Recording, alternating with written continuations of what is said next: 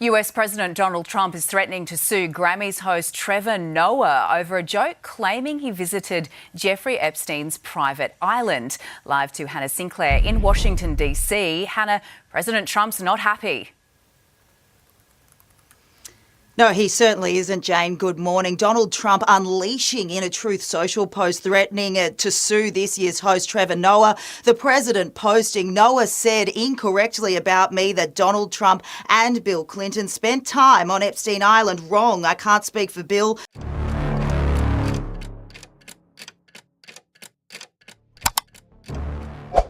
El domingo por la noche, en Los Ángeles, durante la retransmisión en directo de los premios Grammy, un comentario realizado en el escenario principal del evento traspasó rápidamente el ámbito del entretenimiento y comenzó a circular en el ámbito institucional. Pocas horas después de la clausura de la ceremonia retransmitida por la CBS, Donald Trump lanzó una reacción pública dirigida nominalmente al presentador de la noche, Trevor Noah, y acompañada de una amenaza explícita de acción judicial. El episodio, que se originó en un contexto de humor televisivo, se desplazó rápidamente al terreno jurídico y político, planteando cuestiones que van más allá de la broma y afectan directamente a la relación entre las figuras públicas, la libertad de expresión y el uso estratégico del sistema legal en Estados Unidos. El comentario se produjo durante la entrega del premio a la canción del año, uno de los momentos de mayor audiencia de la noche. En tono satírico, Trevor Noah hizo una asociación irónica entre el interés ya manifestado por Donald Trump en relación con Groenlandia y referencias conocidas de la actualidad política reciente, mencionando indirectamente a Jeffrey Epstein y Bill Clinton. El discurso siguió el patrón clásico de la comedia presentada en los grandes eventos culturales estadounidenses, construido para provocar la risa inmediata, sin detalles fácticos ni pretensiones de afirmación periodística. El público reaccionó como era de esperar, con aplausos y risas, y la ceremonia continuó con normalidad, sin ningún indicio de ruptura en el protocolo del evento. Aún así, el alcance del comentario se amplificó casi instantáneamente. Fragmentos del monólogo comenzaron a circular en plataformas digitales, impulsados por el interés recurrente en cualquier mención pública que involucrara a Donald Trump. Este tipo de repercusión es previsible en un entorno mediático altamente fragmentado, en el que los eventos culturales funcionan como catalizadores de debates políticos paralelos. Lo que no era previsible, al menos para parte de los observadores, era la naturaleza de la respuesta que vendría pocas horas después. Durante la madrugada, Donald Trump publicó un largo mensaje en su red social, reaccionando directamente al comentario hecho por Trevor Noah en los premios Grammy. En el texto, Trump calificó la entrega de premios como prácticamente imposible de ver, criticó a la CBS por la retransmisión y atacó personalmente al presentador, calificando el comentario de falso y difamatorio. Más que expresar indignación, Trump afirmó explícitamente que tenía la intención de enviar a sus abogados a demandar a Trevor Noah, mencionando la posibilidad de buscar una compensación económica y sugiriendo que la cadena también podría verse involucrada. El mensaje fue escrito en un tono agresivo y jurídico al mismo tiempo, combinando lenguaje político con amenazas legales formales. Este rápido cambio de un comentario humorístico a una amenaza de demanda por difamación llamó la atención precisamente porque no es un gesto aislado en la trayectoria pública de Donald Trump. A lo largo de los últimos años, Trump ha recurrido con frecuencia al discurso jurídico como herramienta de respuesta a críticas, investigaciones y comentarios públicos desfavorables. Sin embargo, el hecho de que esta reacción se dirigiera a un comediante en un evento cultural transmitido a nivel mundial le dio al episodio un peso institucional distintivo. El impacto del caso no se limitó al intercambio público entre Trump y Trevor Noah. Se interpretó como un ejemplo más de la creciente tensión entre el espacio de la sátira política y la disposición de las figuras de alto rango a enmarcar este tipo de crítica dentro de la lógica de la difamación. En Estados Unidos, la sátira siempre ha ocupado un lugar central en el debate público, especialmente cuando se dirige a presidentes y expresidentes. Los programas de televisión, los eventos culturales y las presentaciones humorísticas han operado históricamente bajo una amplia protección constitucional, precisamente porque no se presentan como vehículos de afirmación fáctica. Lo que hace que este episodio sea atípico es el intento explícito de trasladar este tipo de discurso al ámbito jurídico, sugiriendo que una broma hecha en el escenario de los Grammy podría constituir una declaración falsa capaz de causar un daño reputacional cuantificable. Esta elección narrativa no pasó desapercibida para los analistas jurídicos y los observadores institucionales, que rápidamente comenzaron a discutir no solo el mérito de una posible acción judicial, sino también el efecto de este tipo de amenaza. A partir de ese momento, el debate dejó de girar exclusivamente en torno al contenido de la broma y pasó a involucrar cuestiones más amplias. ¿Hasta qué punto un comentario satírico hecho por un presentador en un evento artístico puede interpretarse como una afirmación factual? ¿En qué medida figuras públicas como Donald Trump, que ocupan o han ocupado cargos de extrema visibilidad, pueden sostener la tesis del daño a la reputación ante comentarios humorísticos ampliamente reconocidos como tales? ¿Y cuál es el impacto institucional cuando las amenazas de demanda se convierten en parte recurrente de la respuesta política a las críticas públicas?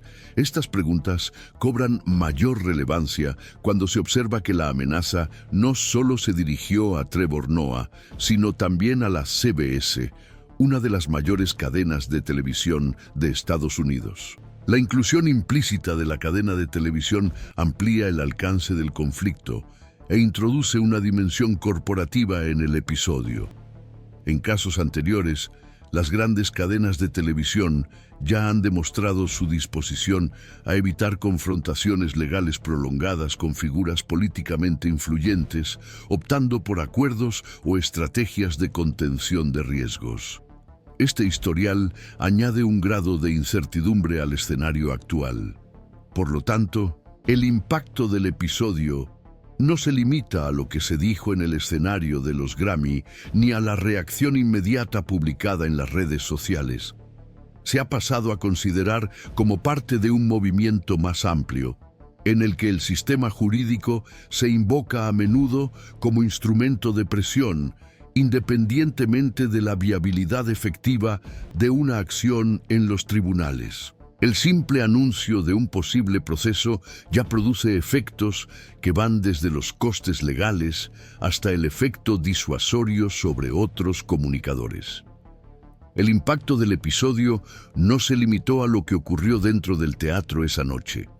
Abrió un debate más amplio sobre los límites entre el humor, el poder político y el uso estratégico de la justicia en un entorno ya marcado por constantes disputas institucionales. Seguir este tipo de movimiento exige algo más que prestar atención a la reacción inicial o a la polémica momentánea.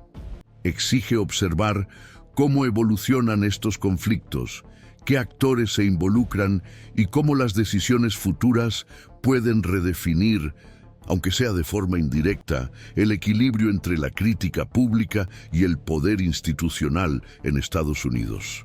A partir de ese momento, el episodio comenzó a observarse desde una perspectiva menos emocional y más institucional, especialmente entre juristas, analistas políticos y profesionales del derecho mediático. La amenaza de demanda de Donald Trump contra Trevor Noah no surgió en un vacío jurídico, ni puede entenderse únicamente como una reacción individual a una broma concreta. Se inscribe en un contexto más amplio de disputas recurrentes que involucran a Trump, medios de comunicación, artistas y figuras públicas que operan en el campo de la crítica política y cultural en los Estados Unidos. Es en este contexto que la discusión jurídica comienza a cobrar importancia.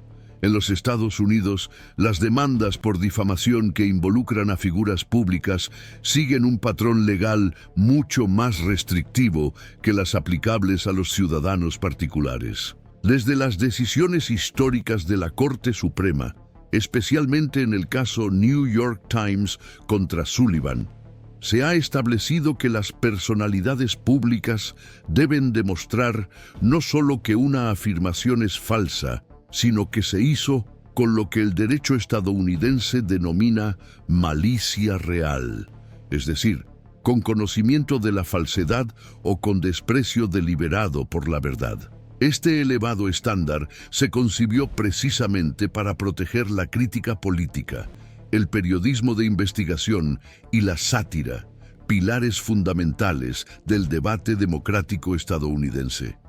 Cuando los analistas jurídicos comenzaron a examinar el comentario hecho por Trevor Noah en el escenario de los premios Grammy, transmitido por la CBS desde Los Ángeles, la cuestión central dejó de ser la sensibilidad del presidente y pasó a ser la naturaleza del discurso. El monólogo de Noah no se presentó como una afirmación fáctica, ni como una denuncia o un reportaje periodístico. Se trataba de una construcción satírica, insertada en un evento cultural, ante un público que comprende el código de la comedia política.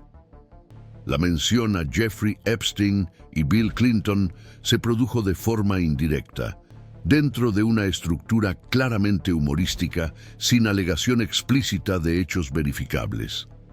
Esta distinción es crucial en el ámbito jurídico. La comedia, la sátira y la parodia son reconocidas desde hace décadas por los tribunales estadounidenses como formas legítimas de expresión artística. Casos relacionados con programas como Saturday Night Live, programas de entrevistas nocturnos y actuaciones de comedia stand-up han establecido un entendimiento coherente de que el público medio es capaz de distinguir la exageración humorística de la afirmación literal. Es precisamente este entendimiento lo que hace que las demandas por difamación contra comediantes sean particularmente difíciles de sostener, especialmente cuando el blanco de la broma es una figura pública ampliamente conocida como Donald Trump. Sin embargo, la historia reciente añade matices importantes a este análisis. Donald Trump ha presentado o amenazado con presentar demandas contra periodistas, medios de comunicación y adversarios políticos en varias ocasiones. Uno de los ejemplos más citados por los expertos es la demanda presentada contra Hillary Clinton, el Partido Demócrata y otros actores, que finalmente fue desestimada por un tribunal federal de Florida. En ese caso, la decisión judicial incluyó críticas severas a la naturaleza del proceso y dio lugar a sanciones económicas impuestas a Trump y a su entonces abogada, Alina Habba. Aunque las decisiones judiciales anteriores no crean un precedente automático para nuevos casos, contribuyen a lo que muchos juristas denominan contexto atmosférico, influyendo en la forma en que se reciben los nuevos litigios. Es a partir de este punto que la atención comienza a desplazarse también hacia la posible inclusión de la CBS en una eventual acción judicial. Las grandes cadenas de televisión ocupan una posición peculiar en este tipo de conflictos. Por un lado, cuentan con recursos financieros y equipos jurídicos sólidos. Por otro, operan bajo una fuerte presión comercial y política, especialmente cuando tratan con figuras que muestran disposición a litigios prolongados. En episodios anteriores, algunas emisoras optaron por acuerdos o estrategias de contención, no necesariamente por reconocer el mérito jurídico de las acciones, sino para reducir los riesgos y los costes asociados a las disputas a largo plazo. Esta posibilidad añade una dimensión estratégica al episodio. Si una acción se dirigiera únicamente a Trevor Noah, la expectativa entre los expertos sería una defensa firme, respaldada por la protección constitucional de la sátira. Sin embargo, la inclusión de la CBS podría alterar el equilibrio, introduciendo cálculos corporativos que no siempre coinciden con los principios editoriales o artísticos. Esta tensión entre la libertad de expresión y la gestión del riesgo corporativo es antigua en el sistema mediático estadounidense y suele manifestarse de forma más clara en momentos de intenso conflicto político. Otro elemento que comienza a llamar la atención en esta etapa del análisis es el papel del proceso judicial en sí, independientemente de su resultado. La apertura de un proceso por difamación activa mecanismos como la fase de descubrimiento, en la que las partes pueden exigir documentos, respuestas formales bajo juramento y declaraciones grabadas. Para las figuras públicas, esta etapa puede volverse especialmente delicada cuando se trata de temas ya ampliamente debatidos en el espacio público. La simple posibilidad de declaraciones bajo juramento suele ser considerada por los analistas como un factor relevante en la evaluación de la intención real detrás de las amenazas judiciales. Es por eso que muchos observadores han pasado a interpretar la reacción de Donald Trump menos como una iniciativa legal y más como un gesto de intimidación. La amenaza de un proceso judicial, aunque nunca se materialice, envía una señal a otros artistas, presentadores y medios de comunicación sobre los posibles costes de mencionar ciertos temas o figuras. Este efecto disuasorio, aunque difícil de cuantificar, se debate ampliamente en estudios sobre la libertad de expresión y el uso estratégico del sistema legal. Esta convergencia de factores ayuda a comprender por qué un comentario hecho en un escenario de Los Ángeles pasó rápidamente a ser analizado en bufetes de abogados, redacciones periodísticas y círculos académicos de Washington, Nueva York y otros lugares. El episodio dejó de ser solo sobre Trevor Noah, Donald Trump o los premios Grammy. Pasó a formar parte de un debate más amplio sobre cómo reacciona el poder político ante la crítica cultural y qué instrumentos se movilizan en ese proceso. A partir de ese momento, lo que se observa es menos una línea recta hacia un desenlace jurídico y más un campo de interpretaciones en disputa en el que cada movimiento conlleva implicaciones institucionales más amplias. Es precisamente esta dinámica, a menudo invisible para el público en el momento inicial de la polémica, la que sigue configurando el significado real del episodio y la que exige un seguimiento atento y contextualizado a lo largo del tiempo. A medida que la controversia se expandía en el espacio público, el interés dejó de centrarse en la posibilidad inmediata de un proceso judicial y pasó a girar en torno a las interpretaciones contradictorias sobre lo que, de hecho, se está poniendo a prueba. Entre juristas, analistas políticos y estudiosos de la comunicación no se llegó a un consenso sobre cómo enmarcar la amenaza atribuida a Donald Trump contra Trevor Noah. Para algunos observadores, el episodio encaja en un patrón ya conocido de enfrentamiento con críticos públicos. Para otros, sugiere una fricción más sensible entre la autoridad política, la cultura popular y los límites prácticos de la protección constitucional otorgada a la expresión artística. Una interpretación ampliamente difundida entiende la referencia a las acciones judiciales como un recurso predominantemente retórico. En esta interpretación, el objetivo principal no sería lograr un resultado favorable en los tribunales, sino señalar la disposición a reaccionar con firmeza y así reafirmar el control sobre la narrativa pública. Desde esta perspectiva, la simple evocación de abogados y procesos ya produce efectos políticos, independientemente de cualquier iniciativa formal. Por el contrario, hay análisis que atribuyen mayor peso a los efectos acumulados de este tipo de conducta. Para este grupo, la repetición de amenazas legales, incluso cuando no se materializan, contribuye a normalizar el uso del sistema judicial como instrumento de respuesta política. Con el tiempo, este patrón puede influir en las decisiones de artistas, presentadores y directivos de empresas de medios de comunicación que pasan a incorporar el riesgo jurídico como un componente constante en las decisiones editoriales y creativas. Otras interpretaciones desplazan el foco hacia la posición específica que ocupa Trevor Noah en el ecosistema mediático de los Estados Unidos de América.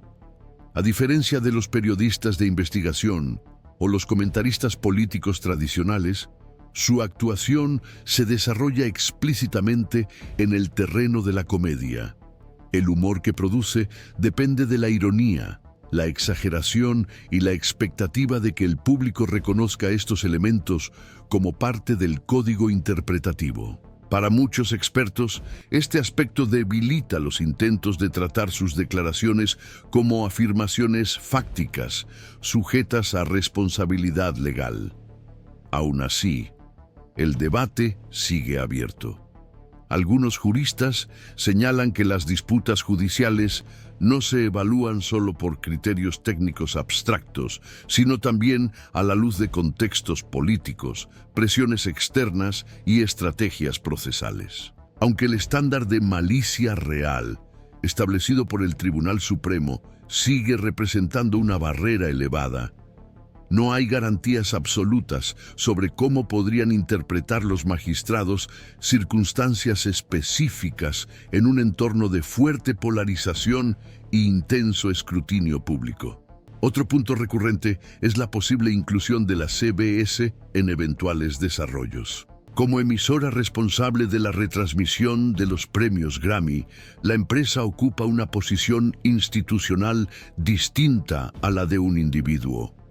Para algunos analistas, la presencia de una gran corporación en un posible litigio podría desplazar el centro del debate, convirtiendo una discusión sobre la sátira en una negociación jurídica más amplia, que implicaría riesgos financieros, acuerdos extrajudiciales y estrategias de contención de daños. Aunque especulativo, este tipo de dinámica ya se ha producido en otros momentos de la historia reciente de los medios de comunicación de los Estados Unidos de América.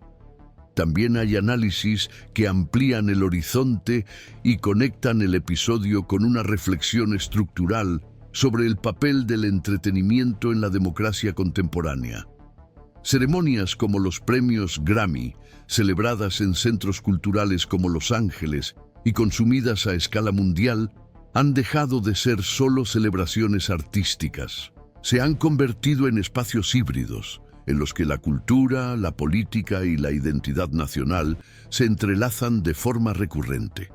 En este contexto, los comentarios humorísticos sobre los líderes políticos no son excepciones, sino parte del funcionamiento habitual de este ecosistema. Lo que queda por ver es la reacción del sistema institucional cuando esta intersección genera conflicto. ¿Hasta qué punto las reiteradas amenazas legales, aunque no tengan éxito formal, pueden alterar el equilibrio entre la crítica cultural y el poder político? Las opiniones divergen en cuanto a la capacidad del sistema actual para absorber tales tensiones sin consecuencias duraderas, o en cuanto a la posibilidad de que se produzcan ajustes silenciosos entre bastidores, lejos de la atención pública. Según los registros disponibles, hasta el momento no se ha formalizado ninguna acción judicial relacionada con el episodio. Este dato refuerza la interpretación de que el caso aún se encuentra en una fase preliminar, marcada más por señales que por movimientos concretos.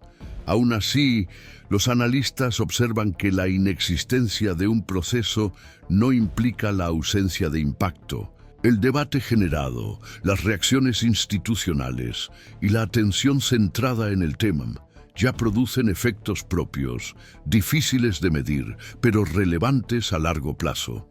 De este modo, la discusión se organiza menos en torno a la previsión de un desenlace específico y más en la comprensión de los límites que se están poniendo a prueba. No hay consenso sobre si episodios de esta naturaleza representan solo ruido en un entorno político ya saturado o si indican cambios graduales en la forma en que el poder responde a la crítica pública.